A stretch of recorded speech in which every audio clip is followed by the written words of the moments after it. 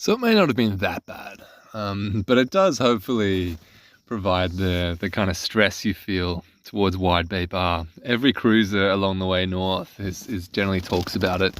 It's about a mile of breaking waves, and there's some waypoints that you can get from various parts of the internet that guide you through this. Feels like I'm going into some kind of little battle.